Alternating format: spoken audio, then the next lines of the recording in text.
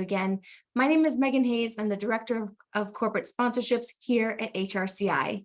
Today's topic is Beyond the Breaking Point, Tackling Manager Burnout Head On.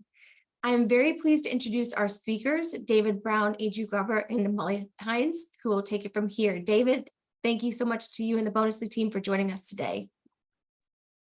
Awesome. Hello, Megan, and hello, HRCI audience. My name is David, like Megan mentioned, and we are big fans of HRCI here at Bonusly. If any of you joined any of the webinars last year, welcome back. And we are just super excited to be the first official HRCI webinar of 2024. We're super excited about today's conversation. We were talking earlier and we're like, it's a great topic, but also it's really sad that it's a great topic just because we know how prevalent burnout is with a lot of employees, but especially managers. And so we're really excited just to dig into today's conversation and just talk about ways that we can help managers, especially those who are feeling burnt out. But before we begin, I would love to introduce today's speakers. And so again, for a lot of you, if this is your first webinar with Bonusly and HRCI, we love to do our webinars a little Q&A style. And so we have about 6 or 7 questions that Molly, Adrian, and I have prepared that we'll dive into the topic of manager burnout, but then we'll leave about 15 or so minutes at the end for questions from you all. So like Megan mentioned, please use that Q&A box and we'll try and get to as many questions as possible. And last thing that I'll say is we love for our webinars to be engaging. And so we know the chat moves quick and Adrian and Molly probably won't have time to look at it, but I'll do my best to keep an eye on the chat. So if you have any thoughts on the questions, if you have any examples, any ideas, please feel free to write away in the chat. And I'm sure everyone would love to just hear what you have to say. And with that, I will pass it to Adrian and Molly, and we'll have them introduce themselves along with their title here at Bonusly, how long they've been here, and our little icebreaker question, because I'm calling from Florida, Jacksonville, and it officially was 30 degrees this morning, which is very winter for us. And so I'll start with you, Adri. So just let us know a little bit about yourself, and then let us know your favorite thing about the winter. Thank you so much, David. And just want to say we are so excited to be here. So thank you, HRCI, Megan, and everyone for joining. My name is Adri Glover, and I'm the head of people here at Bonusly. I'm located in the New York area, and I've been with the company for about a year now. Time moves really fast, especially when you're having fun and in startups. My favorite thing about winter, we actually just got one of our first snowfalls that has stuck. And I am just so excited to see a proper winter here in the Northeast. Big fan of just hot cocoa and just enjoying everything that the winter season is bringing. So that being said, I'll turn over and welcome Molly. Thank you, Adri, and thank you everyone for joining today. I am Molly. I am our senior people partner here at Bonusly. I've been here for about 2.5 years now. I am calling from a small town outside of Austin, Texas. And it's really cold here today, 16 degrees this morning, something that we are not used to.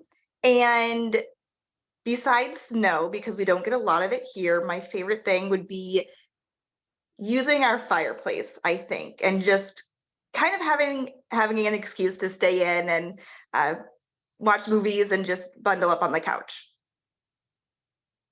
I love that. And I have 2 quick things I noticed in the chat. One is there's a lot of fellow Floridians here. So hello, everyone else from Florida. And one of my favorite comments was from Jamie Brown. They said, I'm ready for Alaska to take back their free trial of frigid weather here in Alabama. And that just made me laugh because that is how I felt this morning when I took the trash out and it was 30 degrees. But awesome. Now that everyone has met Adrian and Molly, you'll see a lot of their faces this year if you tune into some more webinars with us in HRCI. But let's get into the topic. Manager burnout, like we said, is a very prevalent topic in today's work environment. You know, ever since long ago, but especially coming about a lot more with the pandemic and extra responsibilities and all of the layoffs and added job duties last year. We do have a burnout problem, you know, and with managers, it's almost half right now are feeling burnt out in their workplace. And so the first question, and we'll start with you, Adri, is what makes manager burnout different than just normal burnouts from normal employees? Yeah, thanks for that, David. And I love how you set the stage and just kicked us off. I think the one thing that is really important that I think we often forget is managers are employees too, and if we really look back at the human element of things, managers are coming to work, walking through those doors virtually or in person, just like everybody else. And I think what's so unique about this topic is that if we think about why is manager burnout so different, it's that managers really are the glue that are holding our teams and organizations together. They're on the front lines, on the grounds that are motivating and coaching employees. They're translating leadership goals and directions. They're helping to put things into action. And they're taking that extra care to make sure that our people are taken care of and that they're heard. And that when they're struggling, they have that voice and that outlet and that support to be channeled through them. And when you consider that burnout as a whole is a big problem, 2 in 5 US workers are experiencing burnout. And according to statistics with Slack research, around 42% of managers are feeling burnout in this year alone.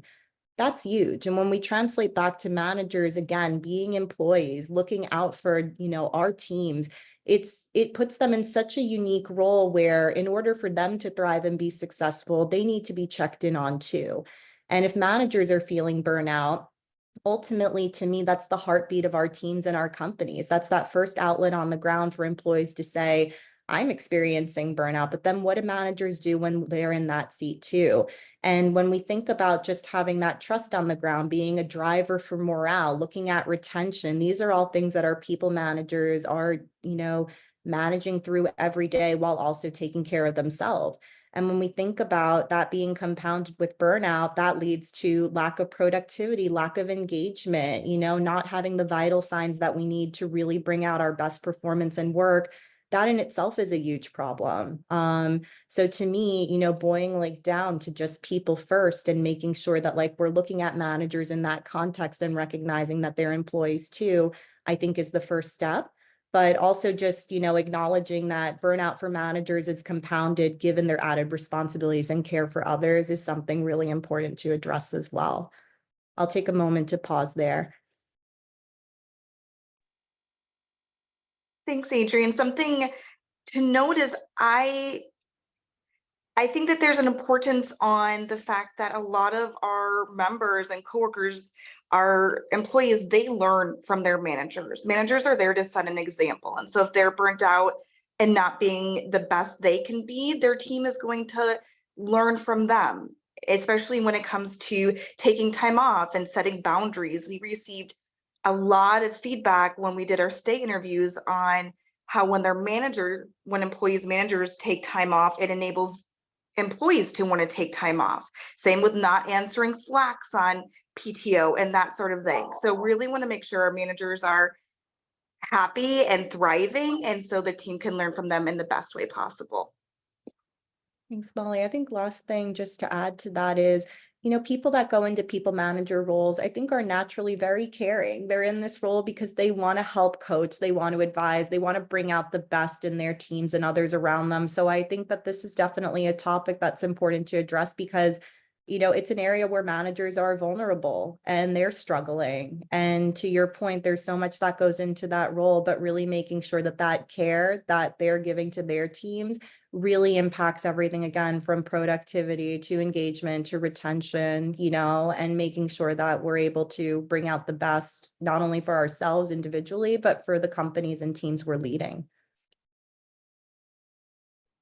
Totally. And I do want to call out the slide that we have up. And for many of you who may be driving, listening in from their phone and can't really see what the slide says, this is a study by McKinsey and Company, who they interviewed middle managers and just talked about sort of what they spend their time doing, and really just revealed that almost half of what they spend their time doing is on non-managerial work. And so just really showing how stretched thin people managers are, especially in today's day and age, and sort of how really they are just juggling so many things while trying to do their own work, And so you both made some really good points sort of about why manager burnout is different and sort of how it really does affect the company and the team a lot more intensely than just normal burnout. And so for this next question, we'll start with you, Molly. How can HR professionals effectively identify and address burnout in their people managers, considering that they may hide their distress from those looking in, trying to look stronger than they may be or appear? So how can HR people effectively, identify and address this? Thanks, David. And you bring up a really good point. People managers, they tend to hide their burnout. And so often it can be easy to miss. I think the first step is creating a culture of safety. We want to make sure our people managers have somebody that they can lean on, especially us as HR professionals. And then also, if their team is noticing something, making sure their team feels comfortable saying something as well or coming to HR for help. And so I think the first step is really just setting up an environment that leads on transparency and employees feeling safe. I would say that there are 4 core signs that you can typically see when it comes to burnout. The first being irritability. Maybe you notice this manager is a little bit less patient, or maybe not as understanding, a little bit quick to answer, or maybe not answering in the tone that they normally would. So irritability. And then forgetfulness. I think this one, is very common, I would say, in any employee. When your mind is on so many different things and you're have so many different things to focus on, it's really easy to be forgetful, especially when you're burned out. And it's harder to focus when you're burned out too. So irritability, forgetfulness, absenteeism. So you might see that managers are exhausted, maybe they're not feeling well. Stress does affect the body extremely heavily. And so you'll see that. And then apathy. I would say with their managers, one of the reasons they probably wanted to be a manager was to support their team and help their team grow and be that person that people lean on, and coaching people and having this passion. And that's something that you might see slowly just diminish as people become burned out. Molly, it's super well said and beautifully put. I couldn't agree more. And I think this is what's especially challenging for people managers. We spoke a little bit about that aspect of hiding distress and, being the face of leadership and being strong for our teams. But again, bringing it back to the human element of, we're employees and we're people too, when we think about being in the seat of a people manager. And I think that there's definitely a sense of just feeling, can I open up about this? Will that professionally be acceptable if I tell my own manager that I'm feeling burned out? Or how will my peers look at me? And what about my team? How can I put on a brave face for them? And I completely agree that I think the first step is really creating that positive and open environment, to make sure that these are topics that we know 42% of people in and outside of our company are experiencing this sense of burnout. So bring that topic front and center to the table, make that a topic that's comfortable and real to discuss. And let's talk about, putting ourselves in the seat of saying how we're feeling too. I think a lot of it can start with just open conversations and one-on-ones. There's a lot of different techniques we can dive into. I'm sure we will in the webinar, but I think first and foremost, creating a space where it's important to address these topics and acknowledge that this is something many people are faced with. So let's make sure that we're discussing it at home. Totally. And one thing I will comment on is these warning signs and this manager burnout really is industry agnostic. Like just reading through these, I'm thinking of some of my first jobs, which were working at Chick-fil-A starting in like 8th and 9th grade, and throughout high school and even into college some. But even in like the food service industry, you really do see all of these signs when managers are burnout. And I can tell too in the audience, a lot of these warning signs really resonate with a lot of people. And so one, thank you both so much for sharing these. And one last thing I'll comment is for anybody in the chat, make sure you turn the chat settings to everybody, because there's some people who are sending some really great insights just to host and panelists that I think would be really awesome for everyone else to see. So make sure you have that turned on to everyone, just so we can all see what you're saying. But again, Molly, Adri, thank you so much for just going through these 4 warning signs. And so this next question is really the meat of this webinar. And so we'll spend a little bit of time on this one. And this one we'll start with you, Adri. But now that we know why manager burnout is so important, now that we know sort of the 4 warning signs of manager burnout, what can HR do? What are some proactive measures that HR can implement to help prevent manager burnout, and also help just alleviate some of it?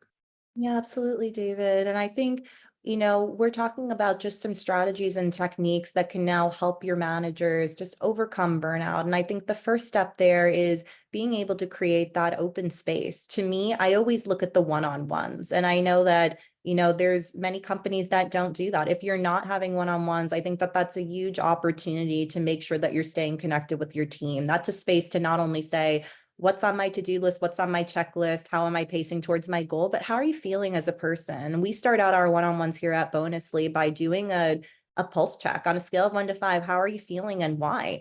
And in the leadership groups, it's amazing that some people will really say, I'm feeling about a 2 or I'm feeling a 3, like we lost out on this candidate opportunity, whatever it might be. It's important to just really get a sense of, gosh, there are struggles in other worlds between us as managers, and having that space to lean into each other is huge. So I highly recommend bringing that into your one-on-ones, and even creating the space where, for example, when Molly and I meet for our one-on-ones and we do our pulse check, I might open the floor and say, Molly, I'm feeling a 3 today, and here's why. And that gives her the space to say, I'm really glad you said that, because I've been pushing really strong, but I got a lot on my plate this week. And then that allows me to then talk about things like prioritization.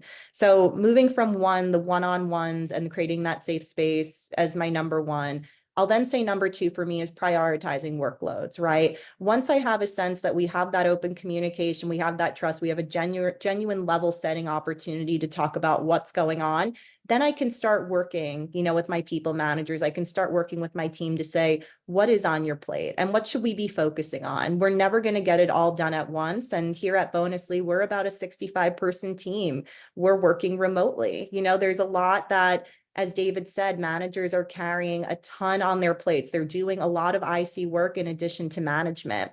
So I really think that taking that time to work with managers to say what should be on the front burner, what should be on the back burner is huge. It also gives that sense of collaboration, partnership, understanding, getting a sense of even if I'm struggling, I have a lot on my plate, what can I do to still be successful and make the biggest impact, right? Again, we can't do it all at once, but we could do things in bite-sized chunks, and we don't have to do it alone.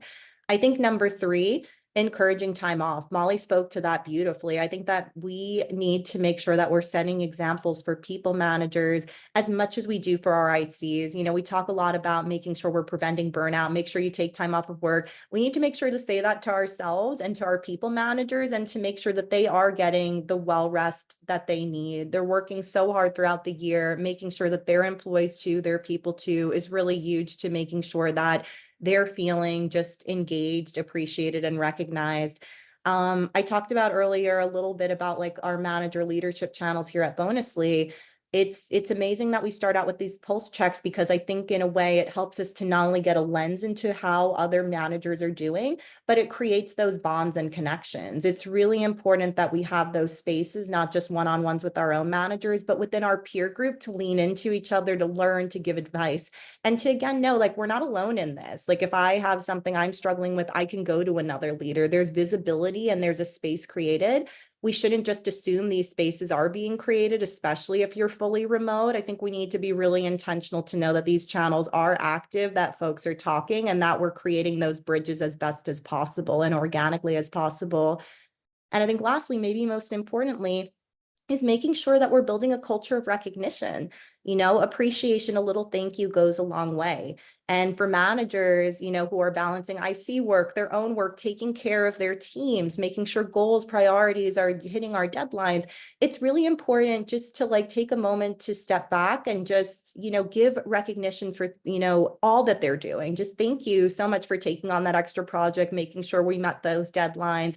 I know that, it's been a struggle. We've been down a team member on PTO or on leave, whatever it might be. I think that building recognition into your culture is so important. important, and making sure that it's not just at the IC level, but that managers get that recognition too, can go a long way to feeling from I'm drowning, I'm doing so much, to I'm making a difference. Like, it's all worth it. And like, I have a team behind me that appreciates and acknowledges that. I love that, Adri. And I think something to note as well, definitely during those one-on-ones, take a look at your team. Like you mentioned, maybe you're down a team member and you need a short-term fix. I think contractors, consultants can be a great short-term fix to help with bandwidth until you can permanently fill a role if they need that as well. And then I think creating bonding and team building, it doesn't need to be every time managers meet or have a people managers meeting, it has to be all about work. This is obviously happening to a lot of managers. They're not alone. So just making sure that this is something where people feel very comfortable talking about, get together with other managers, talk things through, work things out together. It's always nice to have somebody else that you can have on your team. I love, Molly, that you called out just the aspects of culture. Like I talked a bit about like channels for managers to just have that outlet with other managers and creating those spaces. But I totally agree in terms of like just having programs and things for managers to learn and to grow and to also, come together as a team, right? It's also equally about like working hard and having fun and making sure that we celebrate those wins, across our company. And I know you and I, Molly, we talk a lot, just within our people team about, setting those work-life boundaries, like making sure that, it's so easy to like plug into Slack or like I'm on PTO, I'll look at something. Just, again, I think it's a shared responsibility. I think that to conquer burnout together, we all have to make that conscious effort, and it's not like a perfect one size fits all. But I think really important that, like you said, to just focus on our culture, focus on the things that we celebrate together, invest in our managers, and make sure that like we do have those proper work-life boundaries so people can truly unplug and relax and come back refreshed to bring out the best in themselves and their teams. Totally. Thank you both so much. And I know the talks of one-on-ones really resonated with a lot of people. And so after this webinar in the next few days, we'll be sure to send out, we have a one-on-one template that we use at Bonusly. And we've also sent out to hundreds, maybe even thousands of people at this point, but it is really super helpful just to have a little framework of like what to talk about in these one-on-ones. I know for my manager, they're super helpful. Like Adrian, Molly mentioned, it really is like the first little bit is just talking as humans, like what did you do this weekend? What are your plans this week? Like getting to know each other just to sort of build that trust, but it really brings that human element into the one-on-one. And then I think really just taking a load off their plates, but also more so just helping prioritize what needs to be done like immediately, what can possibly be extended, what they can help with. And so yeah, just really want to emphasize how really awesome the one-on-ones are and that we will send that template out. But another thing that really resonated with the chat was just ensuring they're taking time off. And I mean, I know we talked about it a lot.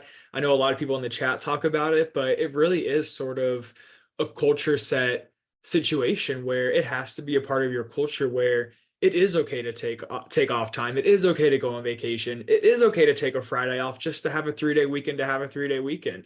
And I think that's one thing that I really love about Bonusly is that we really do promote that. And we even have like a policy where if we're not taking off time, we're sort of called out by our manager, like, hey, you really need to take off some time and just enjoy life, breathe, because we really do know how crazy work can get, without taking any breaks. So thank you both so much for all of that. This next question, we'll start with you, Molly. Feedback. So feedback kind of is a scary word. We just came out with a blog post today about it. But what role does constructive feedback play in preventing burnout, and how can HR support this process? Thanks, David. I think I like how you said that feedback is a scary word because it is. And I think that feedback sometimes you automatically assume it's going to be something negative or scary or something that you don't want to address. And I think what I want to start off by saying is that positive feedback can move mountains. If you are giving that feedback and saying thank you and making sure these managers know that the work they're doing is important, it's seen, it's appreciated. And so positive feedback, I think, is huge. I think also feedback can be a way to streamline processes, to make their life easier. It could be even, hey, can we hop on a call and have a working session? Can you give me this feedback live? I'm having a bottleneck right now. I'm having a roadblock. How can I get past it? I think it's so easy, especially when you're burnt out, to look at something and not be able to focus, not be able to break through. And if you have somebody there giving you feedback, it's a way to help. It's a way to be helpful. And so I don't think it is looked at as a scary thing, but I don't think it should be. I think it could be a way to streamline and help and support each other.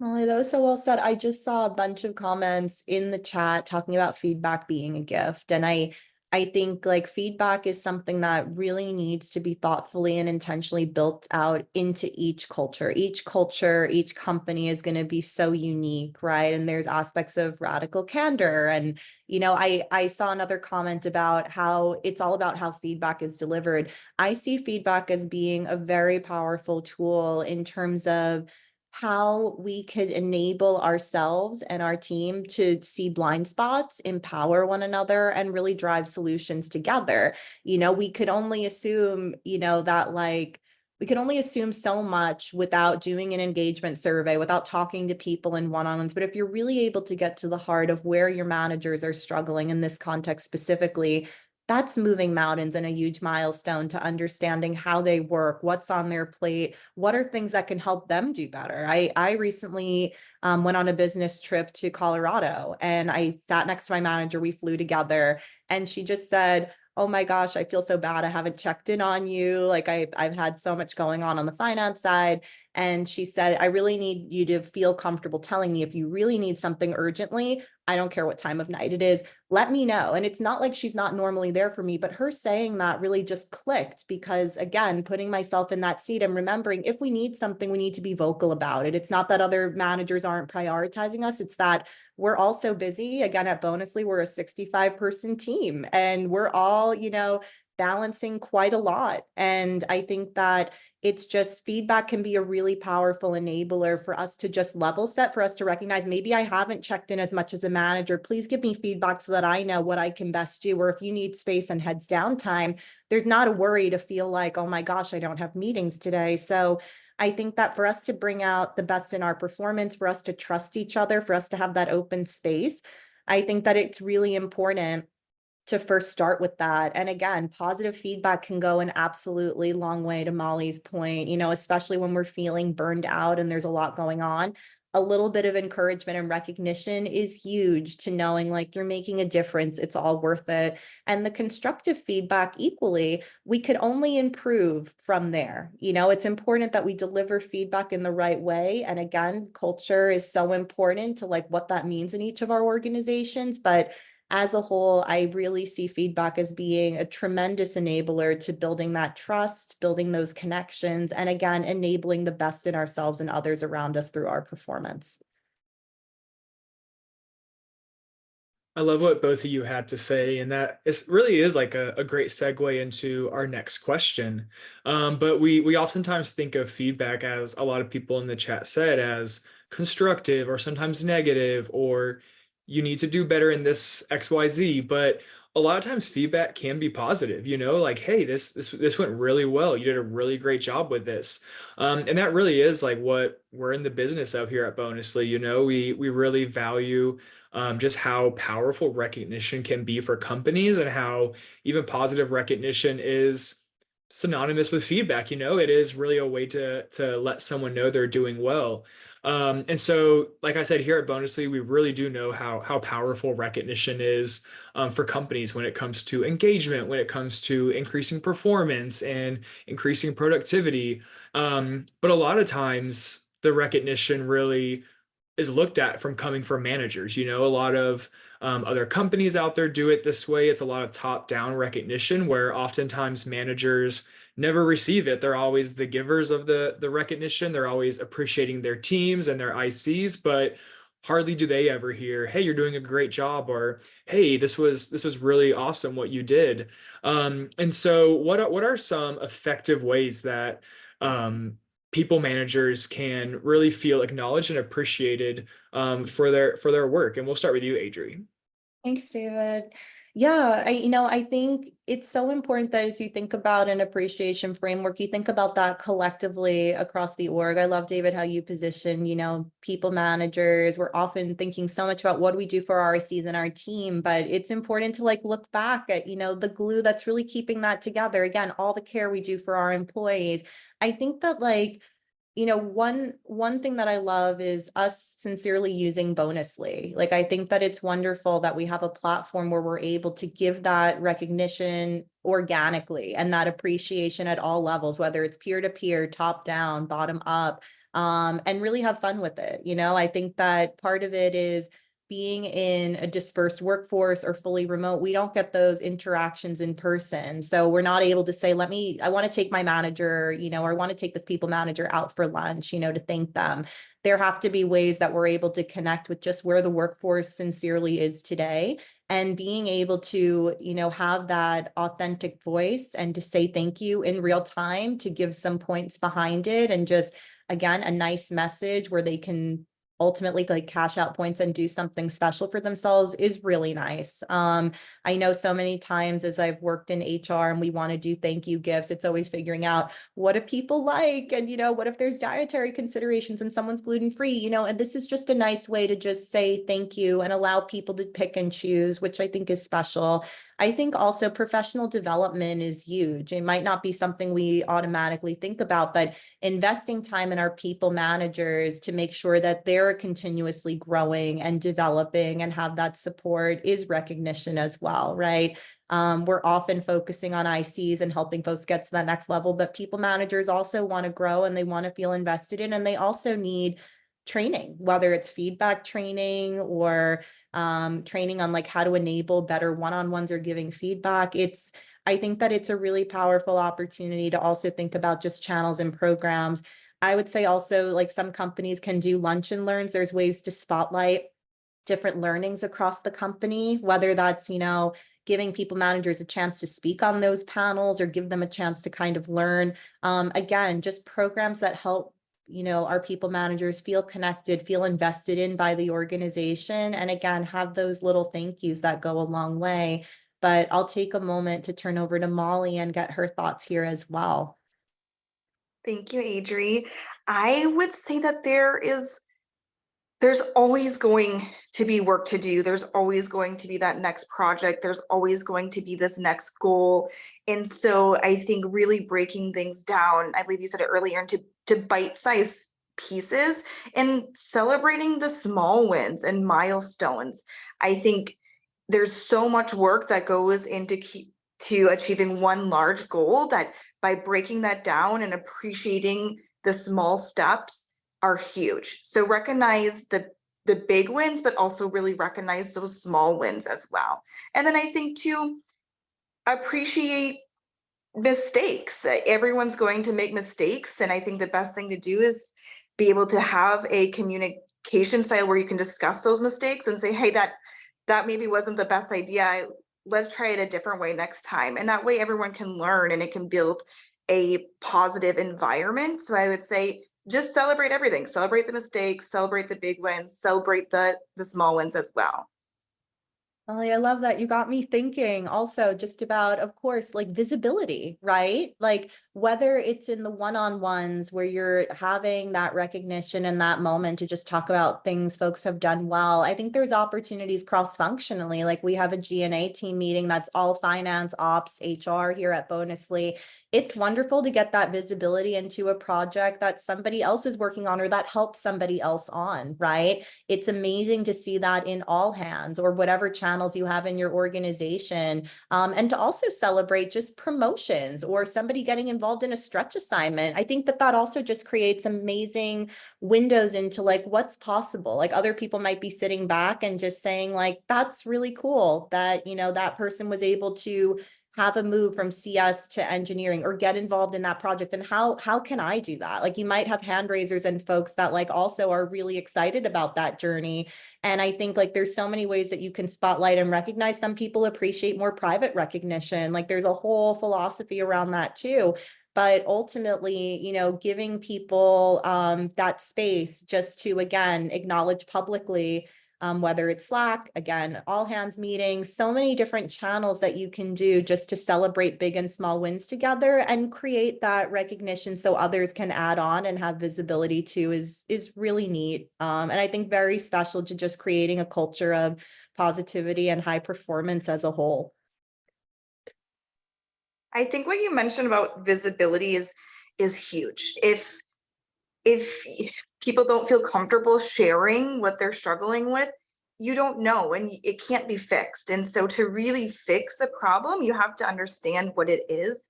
And I think a lot of times too, when people are suffering from burnout and you're a little bit more irritable, thoughts tend to go to a negative spot where you're like, what is that team working on?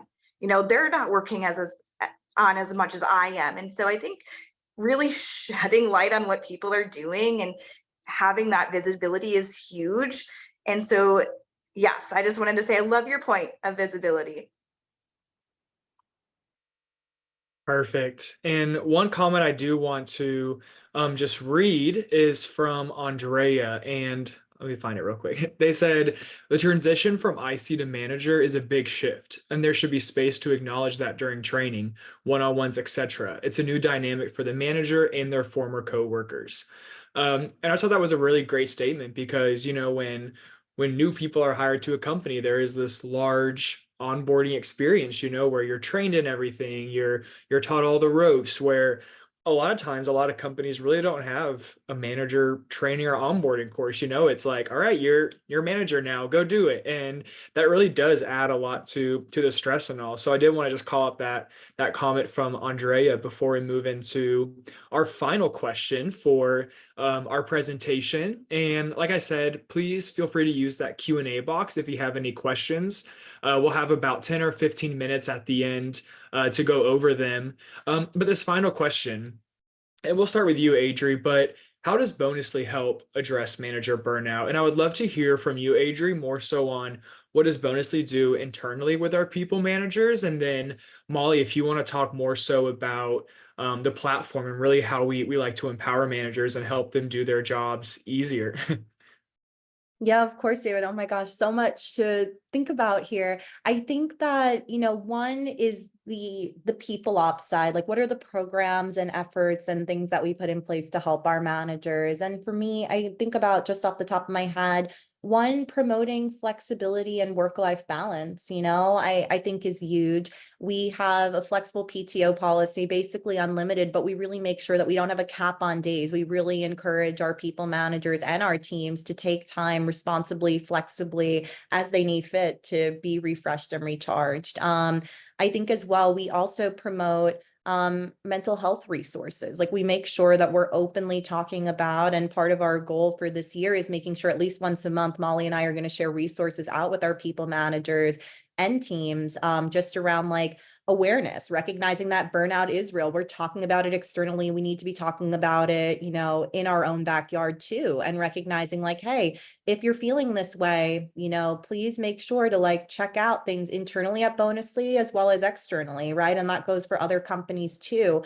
I think that, you know, 3 is leaning in, just being transparent. You know, we rolled out some new values, and for us, you know, trust first and always, creating that space to make sure that trust is given, doesn't need to be earned, right?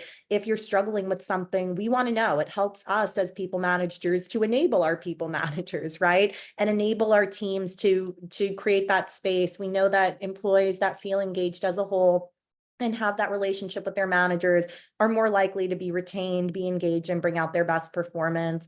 As a whole, we're also looking to build out manager training series, right? We're really looking on creating and evolving on our feedback culture and making sure that this is really something our people managers feel well versed in, that they know how to deliver not only positive but constructive feedback in a way that lands, but that we're enabling our employees peer to peer to do the same. And then, Molly will speak a little bit to Bonusly as a platform. I alluded to some great features that I love using there personally. But I think as a whole, making sure that we are having one-on-ones consistently across the org. We may have different leadership styles. David has an amazing template he's going to share. But as a whole, we really believe in those pulse checks. We really believe in making sure that we don't have to wait for our twice a year engagement survey. That's important too, and measuring our NPS and everything.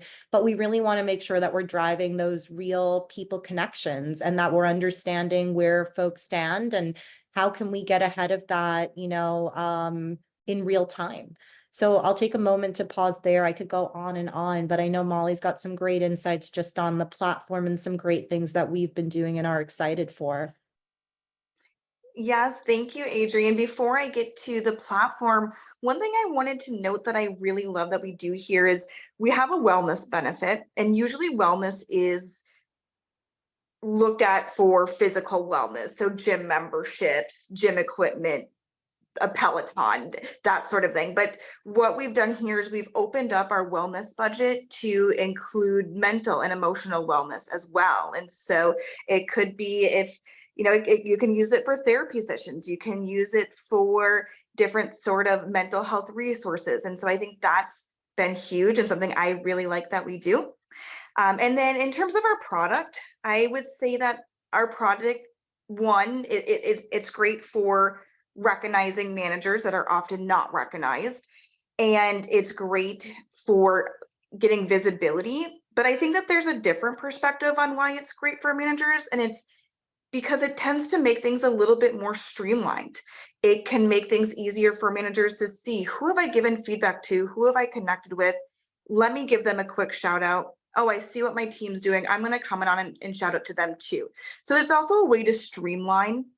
And we do promotion awards, we do birthday shout outs, we do new hire shout outs. And so it's a way to also, besides recognition, it's a way to streamline your work. And it's meant to be a tool that helps managers. I love that. We just rolled out oh, sorry, Adri. Oh, no, go ahead. No, we had just rolled out a new manager widget, and basically you can see on your team who you have recognized, the last time you recognized them, just to make sure that you're being very inclusive and to keep it as easy and simple and streamlined for managers as possible to give that recognition as well. Thanks for sharing that, Molly. That's amazing. And, just to add on, we spoke a lot about how it's important to remember managers are employees too, and we're people in and outside of work. And, I think leading into that conversation of giving and receiving feedback, giving and receiving recognition is really important within our culture. It's something that our platform at Bonusly is very special and very active about, and for us, it's finding ways organically within our platform just to make sure we're intentional about giving that recognition, intentional about how that's making a difference, how not only hey, thanks for taking time to prep for this webinar, but it's also kind of going a step further in terms of the work that you're doing is really helping us to achieve these amazing goals that are driving our organization forward. And you being such an excellent team member, and going by the values, it's an amazing way for us to get a window into not just the work that we're doing, but how we're doing that, how we're living by our values, making sure they're not just dusty walls on a plaque. And I think that goes, just the extra mile, not only for our people managers, but for our employees to see leadership doing things by example, making sure that we really are creating a culture that's positive, that is striving for the right things, that is taking the time to check in so that even though we know burnout's a problem, we're taking measures to make sure that we are looking to combat that together, right? So just an add on there, but I love that Molly also spoke about just additional resources, our wellness stipend, and of course, professional development. each of our employees here at Bonusly have a professional development stipend that can be used towards their growth and just enhancement, whether it's an Excel class they want to do, a marketing conference.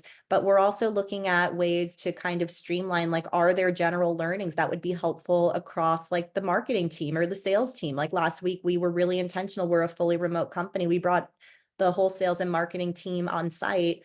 I feel like I was a +1, add on. I had such a great time just being engaged and leading a fireside chat, but really being intentional to drive those connections. If you are a dispersed team, just making sure that we're bringing meaning to having those in-person meetups and like how we could really engage and thrive within our culture on and off site.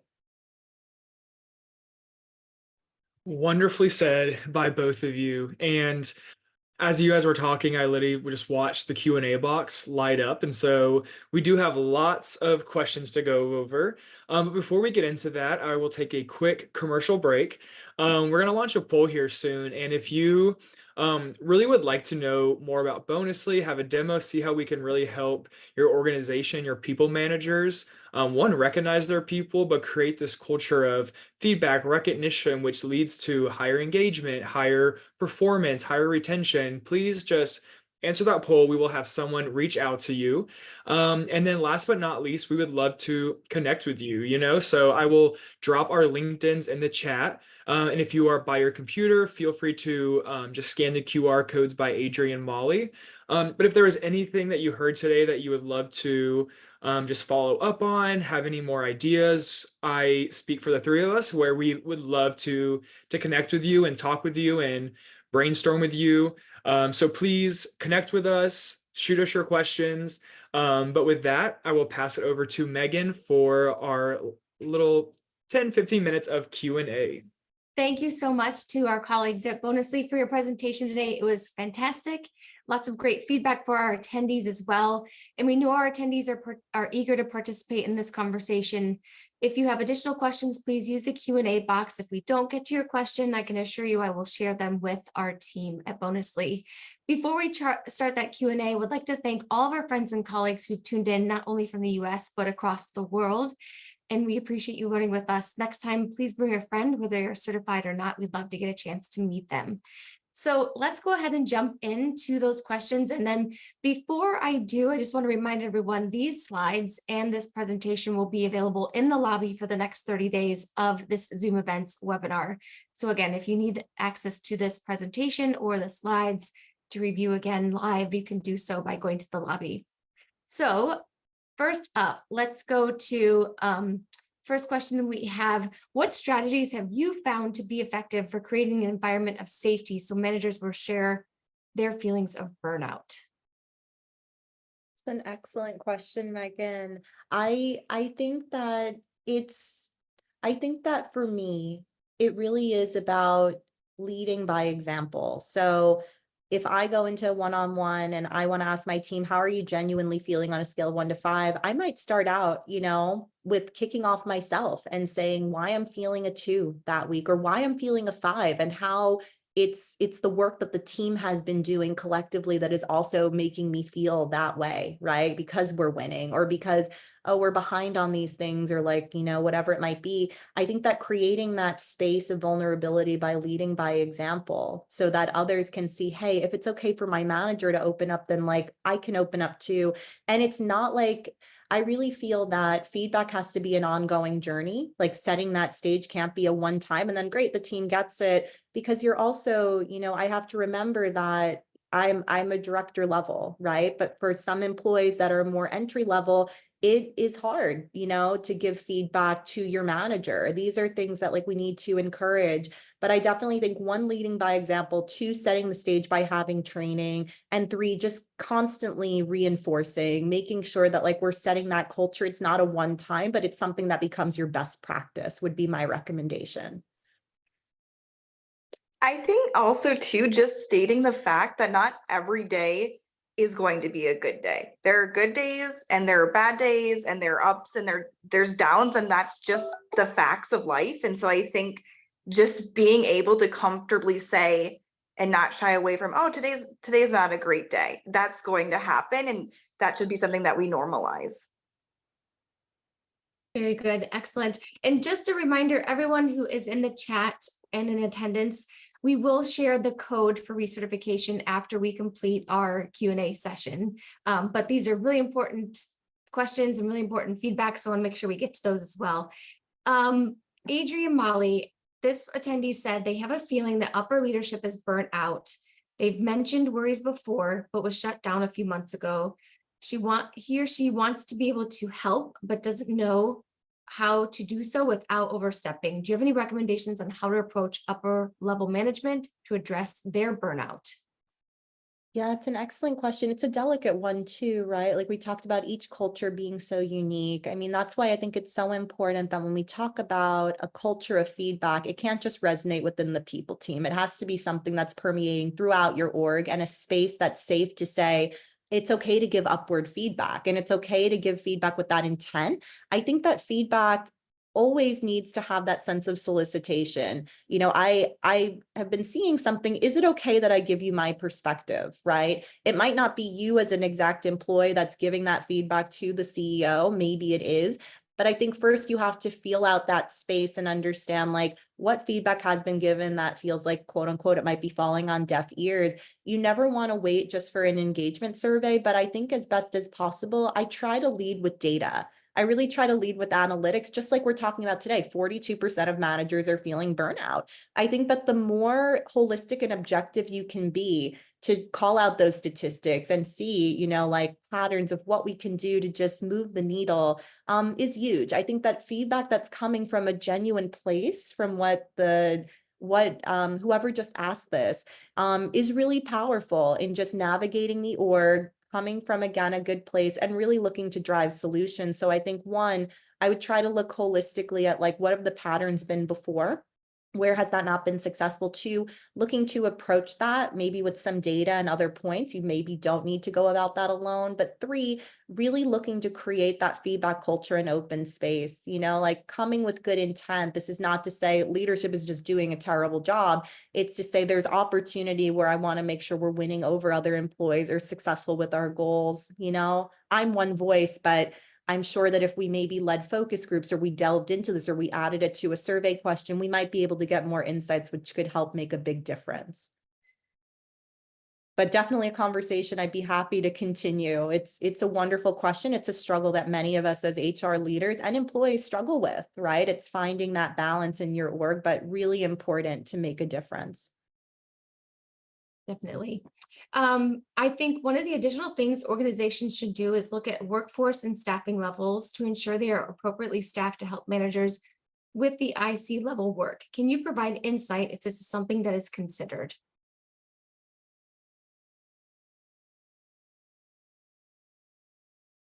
Yeah, absolutely. I think we touched on it briefly earlier, but looking at staffing, understanding from the manager how they're feeling, understanding how their team is feeling.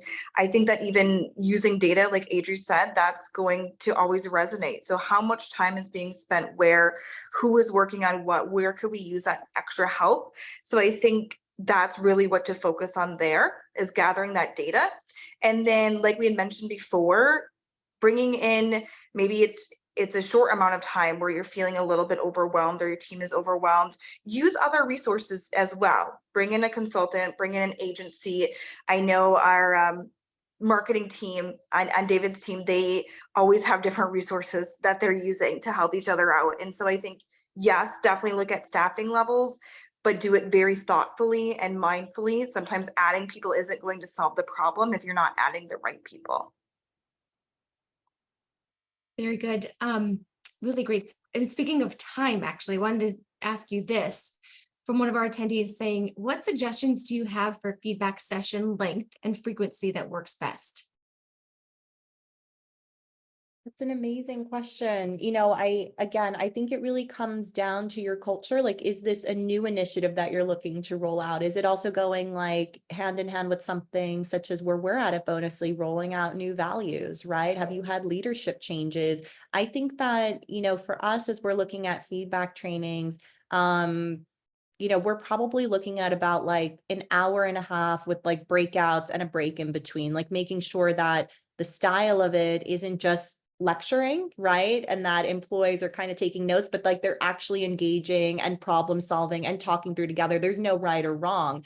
But I'd say like, some, for example, we just had training with sales and marketing. That was a 3-day offsite in Colorado. It felt really important to bring everyone together in the same space.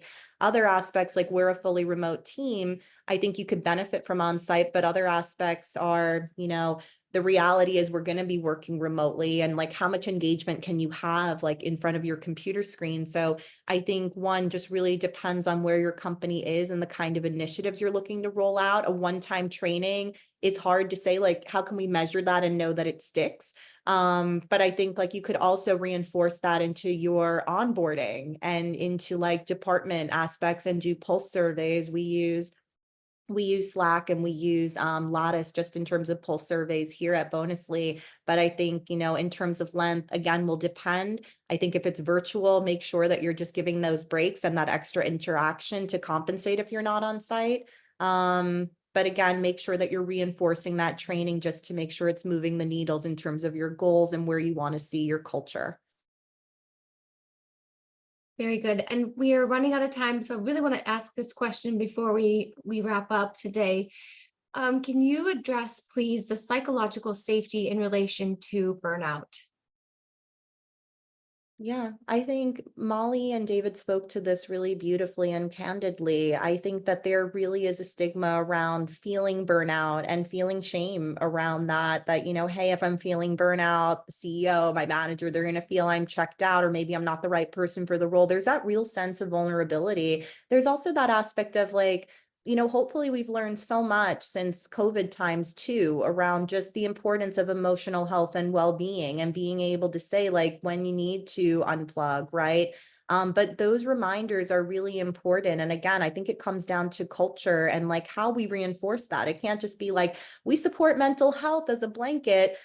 We need to point to resources. We need to send monthly reminders like Molly and I were talking about. We need to make sure that in our one-on-ones, this is permeated through the org and that managers are talking about it with their employees and also at the manager levels within manager meetings.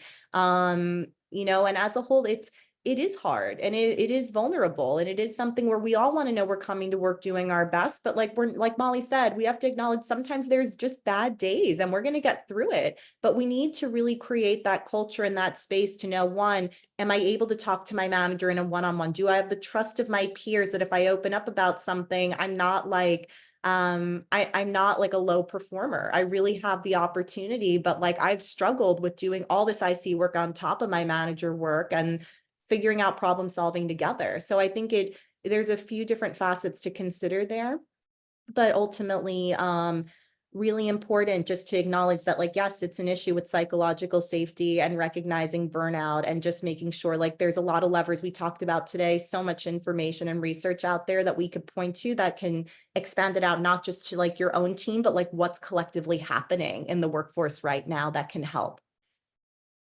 Wonderful. Well, as you can see, we are officially out of time. So for those that are unable to see the screen, I want to be able to say our recertification activity ID for today's webinar is 656023. Again, 656023 is that activity ID. This program has been approved for 1 HR credit towards your recertification. David, Adrian, Molly, it is a pleasure to see all of you again, and so happy that the 4 of us, well, Joe and Jamie are there as well, all of us can start the new year together with this great webinar. The feedback from attendees has been excellent. So thank you to all of you who joined us today, and we look forward to seeing you at our next webinar. Thanks again to the Bonusly team. We hope that you all will reach out to them. They will be very happy to help you. Again, that activity ID is 656023. I hope you all have a great week, and thanks again. Thanks, Megan. Thanks, everyone. Thank you, Megan. Thank you, everyone. Bye-bye.